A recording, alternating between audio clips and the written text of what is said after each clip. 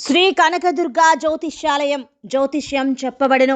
ప్రేమ సమస్యలు, పెళ్లి సమస్యలు, భార్యాభర్తల గొడవలు, విద్య, ఉద్యోగం, వ్యాపారం, కుటుంబ ఆర్థిక సమస్యలు, నరదిష్టి, నరఘోష సమస్యలు, సంతాన సమస్యలు, స్త్రీ పురుష వశీకరణం, గ్రహ సమస్యలు, బాలగ్రహ పీడకలలో ఎటువంటి సమస్యలకైనా 100% పరిష్కారం చేయబడును.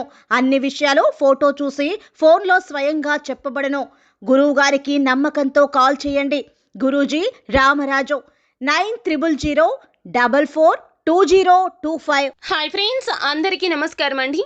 ఆగస్టు మాసంలో 16వ తేదీ శుక్రవారం అనగా శ్రావణ శుక్రవారపు తిథి. వృశ్చిక రాశి వారి జాతకులకు ఎలా ఉండబోతుందో మీకు తెలిస్తే గనక ఖచ్చితంగా ముక్కున వేలేసుకుంటారు.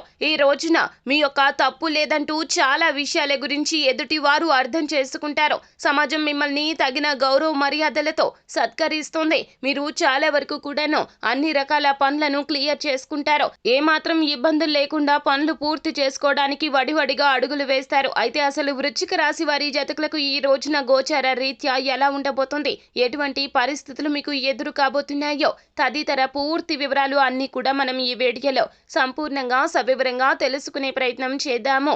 అంతకంటే ముందు ఫ్రెండ్స్, వీడియోని పూర్తిగా చూసేయండి. అప్పుడే మేము ఏం చెప్పబోతున్నామో మీకు పూర్తిగా అర్థమవుతుంది. వీడియో గనక మీకు నచ్చినట్లయితే గనక లైక్ చేయండి. మీ లైక్ మాకెంతో సపోర్ట్ అండ్ ఎంకరేజ్మెంట్ గా ఉంటుంది. ఇక ఏ మాత్రం ఆలస్యం చేయకుండా వీడియోలోకి వచ్చేద్దాము. వృశ్చిక రాశి వారి జాతకులు ఈ రోజున రిలాక్స్ అవుతారు. మీరు రిలాక్స్ అవడానికి, విశ్రాంతి తీసుకోవడానికి మీ దగ్గర స్నేహితులతో కొద్దిసేపు ఈ రోజున ఎంచక్కా గడిపే ప్రయత్నం చేస్తారు. ఇతరుల యొక్క సహాయ సహకారాలు లేకుండా ఈ రోజున మీరు ధనార్జన చేయగలుగుతారు. స్వీయ ఆలోచనలతో వృశ్చిక రాశి వారి జాతకులు ఈ రోజున పైకొస్తారని చెప్పాలి. అలాగే మీ యొక్క ఇంటిని మెరుగుపరుచుకునేందుకు చాలా పనులు చేస్తారు. ఇంటిని ఆకర్షణీయంగా మార్చుకునేందుకు చాలా వరకు కూడా ఈ రోజున మీరు మీ స్వహస్తాలతో ఈ యొక్క పనులను పూర్తి చేస్తారు. ఈ రోజున మీరు చాలా వరకు కూడాను ఏ తప్పు చేయలేదు అని కొన్ని రకాల విషయాల గురించి ఎదుటి వారికి తేట తెల్లమవుతుంది. మీ యొక్క ప్రమేయం లేకుండానే ఎదుటి వారు మీ గురించి తెలుసుకుంటారు. మిమ్మల్ని నిందించినందుకు, అవమానపరిచినందుకు వారు చాలా బాధపడతారు. ఈ రోజున వారు మిమ్మల్ని కలుస్తారు. వారి యొక్క తప్పిదాన్ని తెలుసుకున్నందుకు మిమ్మల్ని క్షమాపణ కోరుతారు, పశ్చాత్తాపపడతారు. మీరు కూడా విశాల హృదయంతో వారిని మన్నించే ప్రయత్నం చేయండి. పనిలో అన్ని విషయాలు కూడా ఈ రోజున సానుకూలంగా కనిపిస్తున్నాయి. ఈ రోజు అంతా కూడా మీ యొక్క మూడు చాలా చాలా బాగుంటుంది. ఎవరైతే కుటుంబానికి తగిన సమయం ఇవ్వడం లేదని బాధపడుతున్నారో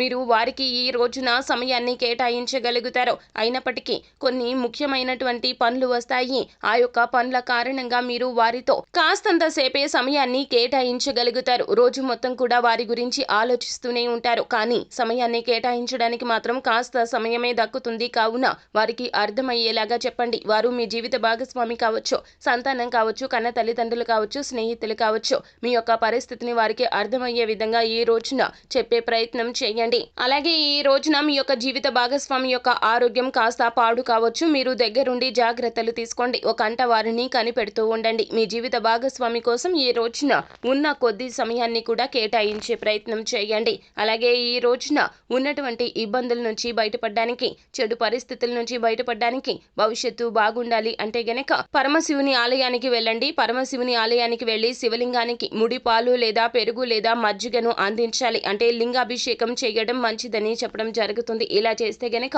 పరిస్థితులు తప్పక మారతాయి. అంత మంచి జరుగుతుంది. శుభం భూయాత్. సో ఫ్రెండ్స్, చూసారు కదా, ఈ వీడియో గనక మీకు నచ్చినట్లయితే గనక లైక్ చేయండి. మరిన్ని వీడియోస్ కోసం మా ఛానల్ని సబ్స్క్రైబ్ చేసుకుని ఫాలో అవ్వండి. Thank you.